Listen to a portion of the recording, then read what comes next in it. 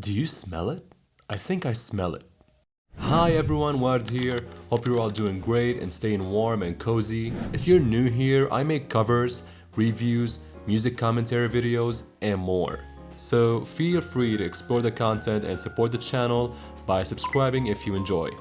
Recently, the phenomenon known as Sleep Token got announced as one of the 3 headliners for Download 2025, which is booked to take place in June. You may or may not like it, that's totally fine, but that's not our topic for today.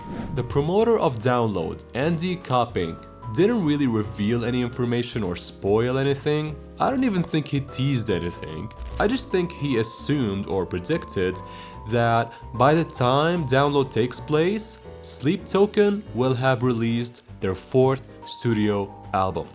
Now that's a big thing to say, that's a big prediction, that's like predicting when the next meteor will hit the planet. But regardless, whether or not it's true, I've been wanting to start this conversation. I've been thinking of all the possibilities of what Sleep Token could offer us next. They've already blown our minds countless times in the past, so I cannot imagine what they could do next. But that's exactly what I want to talk about. What to expect from the next Sleep Token album. Well, first, let's talk about the music, the elements of style.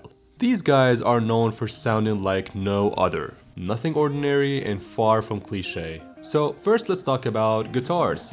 On Sundowning, they sounded like chainsaws. On the Tomb album, they were so tight and punchy, but unfortunately buried in the mix. It's like they didn't have such an upfront role, instead they were used more for filling and saturating the sound. On the Eden album, however, and although the guitars were explosive and even kinda dry, the band moved to a more conventional deathcore/metalcore guitar sound. And I noticed something the first time they played Euclid live. When the whole band joined in, I couldn't help but hear those guitars. I'm not so sure about it, but I thought they sounded like typical distorted guitars. Not so saturated and thunderous like the ones on the studio version. So what if these guys have already started evolving their overall sound? Should we expect a traditional guitar sound? I'd be interested to hear that, I think. Now let's talk about the bass, because why not? Sleep Token have had an issue with their bass parts for years. The band is so different, so unconventional, and so focused on doing new, different things that they forgot one thing that made metal so special for decades: the bass. I imagine Black Sabbath and Iron Maiden are not fans of Sleep Token because these guys don't seem to care about the bass wizardries. The bass had always been doubling the guitars, not doing anything special.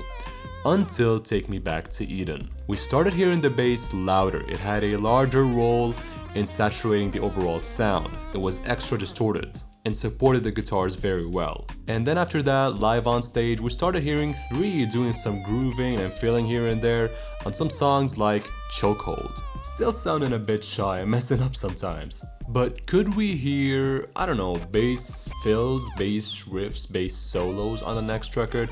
Anything that would make the bass shine a bit more. I know these guys are not about focusing on one specific instrument like most other bands are, but like, why not just try it for once? Now, the drums. On Take Me Back to Eden, 2 abandoned his signature snare sound, which made listeners go crazy. But then he brought it back on stage and used it for his Drumeo interview, so can we expect him bringing it back on the next record? I know that would make the fans happy. And when it comes to vocals, I expect to hear some more screaming from Vessel. Hopefully less studio processed screams. And I'm also hoping for less pitch correction. It was too obvious on Ascensionism and Do You Wish That You Loved Me. Now let's move on to much deeper and more complicated stuff like significance and symbolism. The first 2 records ended tragically and very sadly. However, the last one had a happy ending. Euclid is in B-flat major key. The lyrics are of healing, release, letting go, and redemption. So how could they start the next chapter? Considering that the last 2 openers were like continuations of their respective precedents. What will the songs be about and how will they close? I can't wait.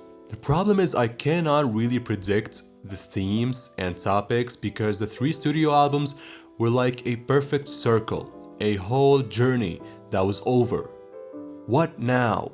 I can only imagine and guess. I can look for things that are yet to be resolved, opposites that are yet to appear, light and day, giving and taking, drowning and floating, sleeping and waking, dark and light. I think we've seen some of them like dissension and ascension, but I think there's one that we have not seen yet that might be most significant. Heaven and hell. Moreover, there's something about the main theme of each album. I'm talking about the 5 classical elements. The first, I would say, was air. The second was water, obviously. And the third was earth. What could the fourth one be? I would say fire. Hell. Let me back this up a little bit. First of all, there are multiple mentions of fire in the lyrics. Second, given that the last album was about Eden, I think it would only make sense for the next one to be about Inferno.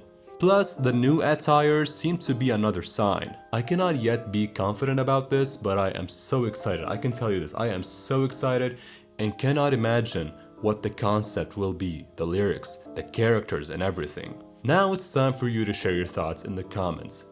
What do you think? What do you expect the next album will sound like? What do you think it's gonna be about? Feel free to discuss your thoughts. Thank you very much for watching. That's all I got for you today. I hope you enjoyed. If you got any suggestions for future videos, also those would be welcome too. Thanks again. See you next time. Please take care, stay warm, and have fun.